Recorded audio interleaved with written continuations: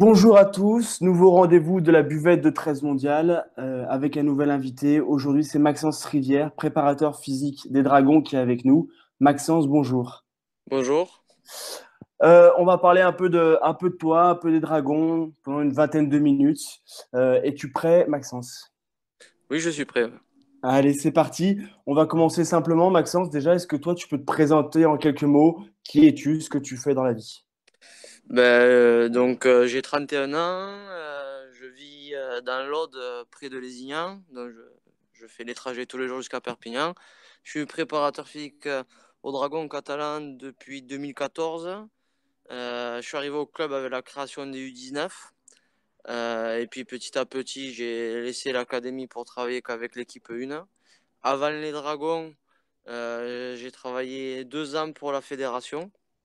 Et avant ça, 1 an pour le Toulouse Olympique, la première aventure de Championship où j'ai fait mon stage et j'avais travaillé 1 an pour eux. Voilà pour mon parcours.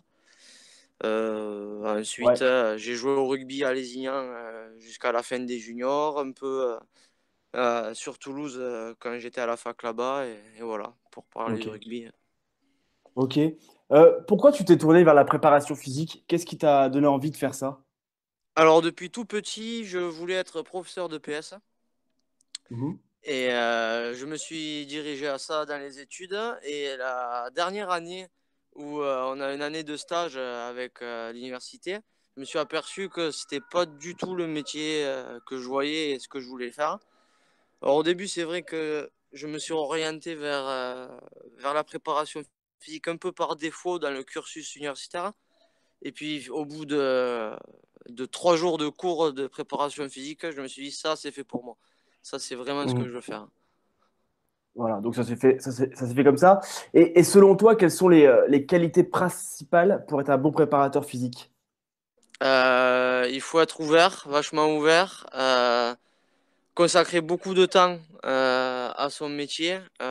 C'est pas parce que je pars du stade que je travaille pas, que je pense pas à ce qu'on va faire. C'est pas parce qu'on a fini nos études qu'on sait tout. Donc il faut essayer d'apprendre tous les jours, tous les jours, tous les Ouais. jours, tous les jours, pour se remettre à l'heure, parce qu'on est très dépendant de la science et la science elle évolue à vitesse grand V. Mhm. Et justement, si j'imagine que ton quotidien et tes semaines ne sont pas les mêmes, et c'est sûrement ce qui fait aussi le charme de ta profession, une semaine plus ou moins type pour toi, en tant que préparateur physique des Dragons, ça ressemble à quoi?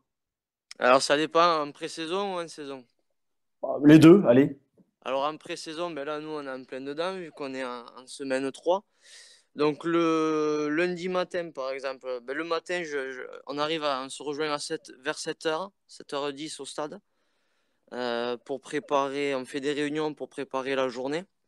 Mhm. Ensuite, on prépare les joueurs pour il y a une séance terrain le matin. Mhm. Donc on prépare tout, toute la logistique, que les joueurs soient prêts physiquement, on s'entraîne. On a une pause repas. Cette année, on partage le repas avec les joueurs au sein du stade. Et à 13h30, on sépare le groupe en deux. Un groupe qui va en muscu, un groupe qui fait autre chose avec les coachs. Ça peut être de la lutte, des skills, enfin, ça dépend Mhm. des jours.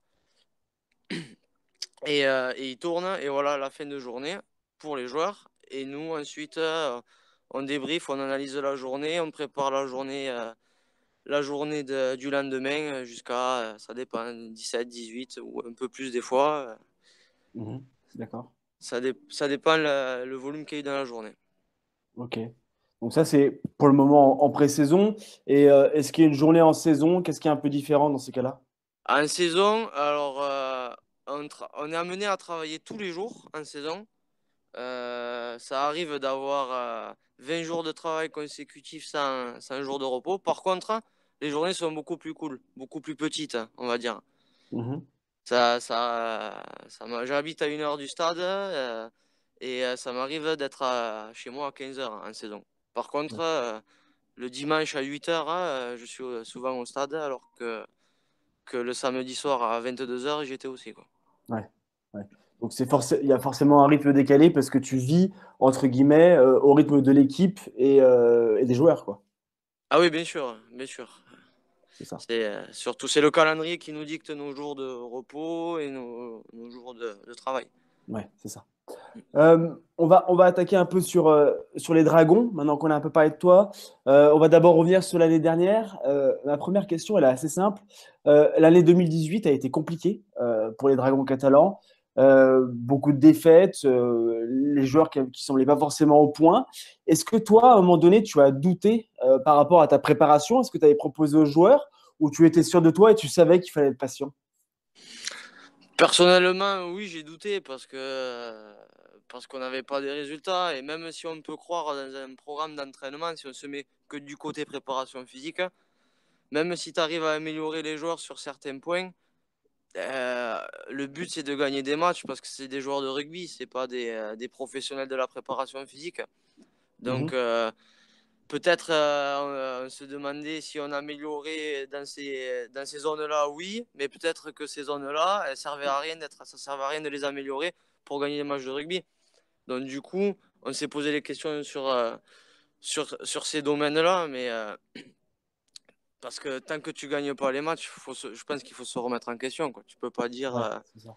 Tu peux pas dire. Après, il y avait l'influence du coach, du head coach qui voulait qu'on garde la même ligne de conduite pour garder le processus mis en place. Et lui, il nous dit à continuer, ça va payer, ça va venir, ça va venir. Bon, et puis au bout d'un moment, c'est allé beaucoup mieux, quoi. Ouais. Donc, il y a eu un peu de doute.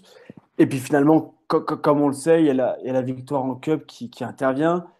Comment est-ce que tu l'as vécu, toi, ce moment-là, la victoire en Cup? Parce que c'est évidemment la victoire des joueurs, c'est évidemment la victoire du coach, mais c'est aussi la victoire de tout un club, dont les membres du staff dont tu fais partie.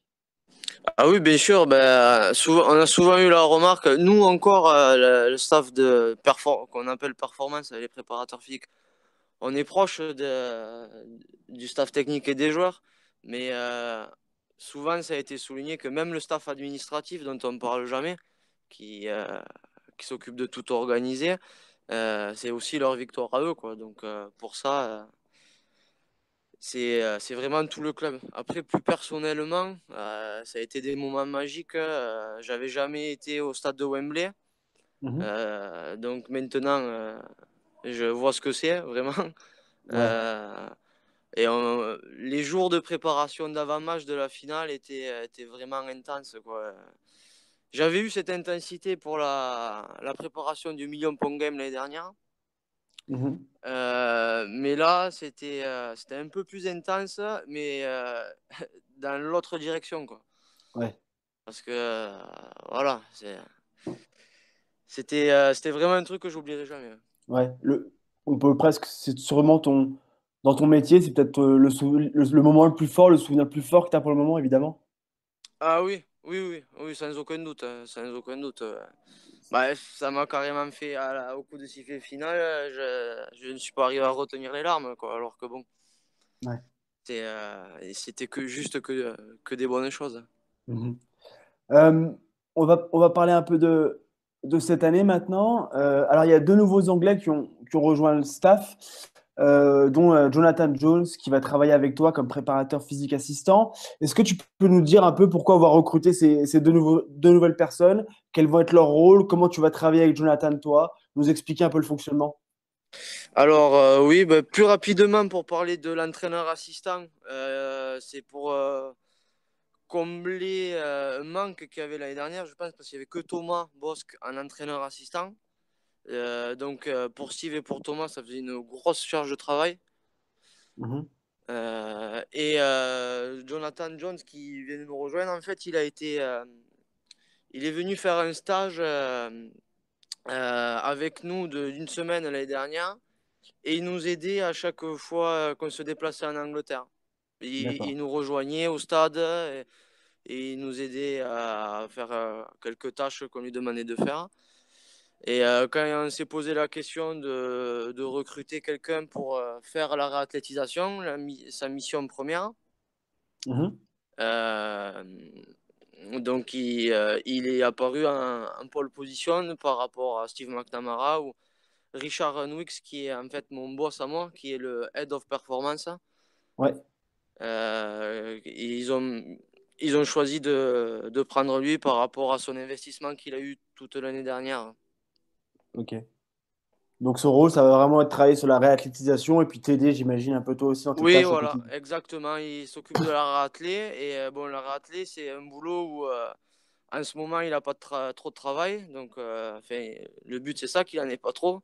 Ouais, Et donc, il a plus de temps. Il peut nous aider, nous assister dans les tâches. Par exemple, il m'assiste dans la musculation ou sur le terrain pour la logistique. Enfin, ça dépend, quoi. Tant qu'il est libre, on peut avoir, on peut s'entraider, quoi. ouais. Euh, T'as pas encore tout le groupe qui est là. La plupart des internationaux reprendront que le lundi prochain. C'est la troisième semaine. Comment ça se passe pour le moment, la préparation? Est-ce que tu es content de ces 2 premières semaines avec les joueurs que tu as? Est-ce que ça se passe bien? Oui, ça se passe très bien. On a commencé dur. Et les joueurs commencent à absorber les charges de travail, à mieux se sentir. Et petit à petit, les semaines deviennent de plus en plus dures, mais les joueurs répondent bien et sont vraiment motivés et font un travail de grande qualité. Ouais. On a vu qu'il y avait des joueurs qui avaient des programmes un petit peu aménagés. Est-ce que tu peux nous expliquer comment tu détermines cela? Pourquoi ces joueurs-là? Qu'est-ce qui fait que ces joueurs ne sont pas tout à fait au rythme que les autres? Ben, c'est surtout par rapport à leur vécu, en tout genre, et surtout leur vécu rugbystique. Si tu as 200 matchs de NRL et 150 matchs de Super League, je pense que ton corps il répond pas comme si tu as 3 matchs de Junior Elite et 2 matchs d'Elite 1, quoi. C'est Ouais.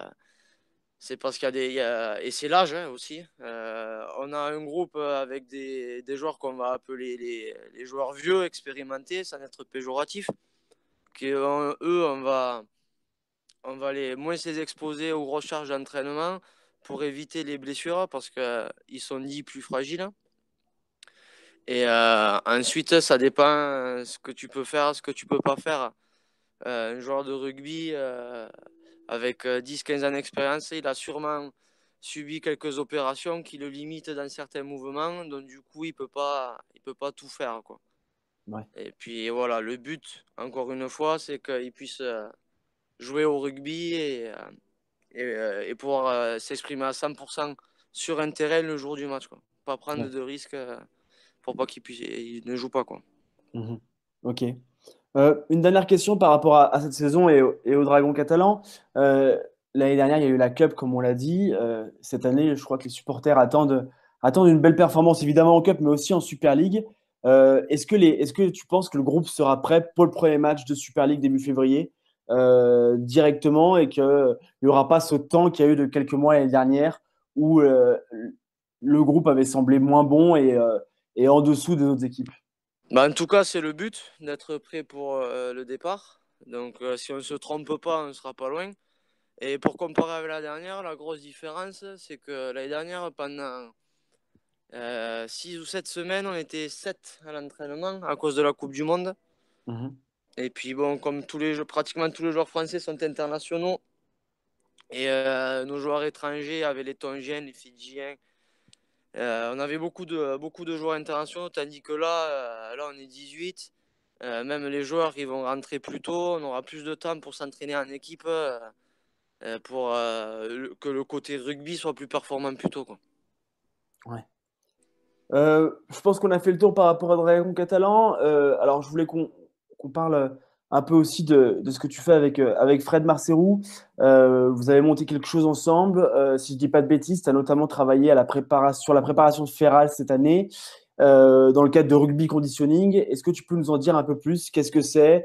Qu'est-ce que vous faites avec Fred exactement? Voilà. Alors, on met en place des programmes de muscu pour les joueurs qui sont dans des clubs qui n'ont pas accès à un préparateur physique dans leur club, en D'accord. fait. Donc, bon, on pourrait très bien avoir travaillé pour quelqu'un qui a un préparateur physique, mais c'est pas le but, c'est pour donner accès à l'entraînement à tous les joueurs de tout niveau. Mhm. Parce D'accord. que, parce que il y a beaucoup de clubs qui n'ont pas de préparateur physique. Les joueurs veulent s'entraîner quand même parce qu'ils sont motivés, mais ils ne savaient pas trop quoi faire ni comment faire. Donc voilà, on a essayé de mettre ça en place pour combler ce manque. Et donc c'est bien ça, tu as travaillé avec Ferral cette année pour la préparation. Oui, ben, Ferral, c'est un club qui a une petite histoire autant avec Fred qu'avec moi. Moi, j'habite dans un village juste à côté de Ferrals. J'ai beaucoup de copains à Ferrals. J'ai joué une saison à Ferrals. Fred, même chose. Et donc, du coup, Fred s'occupait avant rugby conditioning de la préparation de Ferrals. Et là, étant passé sur rugby conditioning, les joueurs de Ferrals s'entraînent avec les programmes de rugby conditioning. Ok. Alors juste, là, c'est pas une question, mais ça me permet aussi de rappeler qu'il y a toujours une cagnotte qui est en ligne à l'initiative de Rugby Conditioning, pardon, donc de Fred et de toi, qui est pour venir en aide aux deux clubs, Ferrals et Villegayen, qui ont été sinistrés par les inondations. Donc n'hésitez pas à aller faire un tour sur la cagnotte. Je remettrai le lien en commentaire de la vidéo pour participer et aider ces clubs. Euh, pour continuer, tu l'as dit, tu viens de Lézignan, tu travailles au Dragon Catalan, tu as joué au rugby à 13, le 13 en France. Qu'est-ce que tu en penses? Est-ce que tu penses que l'évolution, ça va dans le bon sens? Alors, on voit que les Dragons, ça avance. Est-ce que tu penses que le 13 en France arrive à prendre le bon wagon avec les Dragons? Enfin, je suis mitigé sur ça parce que j'ai l'impression que le championnat élite est moindre qu'il y a 10 ans. Euh, mais en même temps, j'entends beaucoup de discours contraires dans mes proches. J'en discutais l'autre jour avec Olivier Janzac, avec qui on est très amis. Et je disais, est-ce que dans tes joueurs de Lézignan, là, il y en a un qui peut jouer dans l'équipe dans laquelle tu as joué et tu as gagné beaucoup de titres? Et on se posait cette question. Ouais. Est-ce que l'équipe de Lézignan d'aujourd'hui, elle vaut celle d'il y a 10 ans? Avec une grosse équipe de Pia, une équipe de Toulouse. Enfin, et c'est la question que je me pose moi. Mais ensuite, je pense que quand même le 13 s'en sort bien. Parce que on est une fédération de la même taille que le football américain en France. Ouais. Et on est beaucoup plus médiatisé quand même. Mhm. Ok.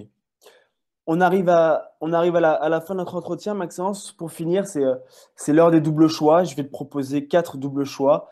Tu as le droit à un seul joker, donc utilise-le bien. Est-ce que tu es prêt? Et je suis prêt, hein. Alors, un nouveau titre en Cup avec les Dragons ou une finale de Super League? Un nouveau titre en Cup. Rémi Casti ou Mika Simon?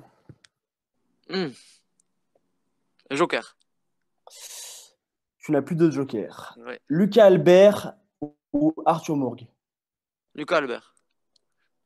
Warrington ou Wigan? Warrington.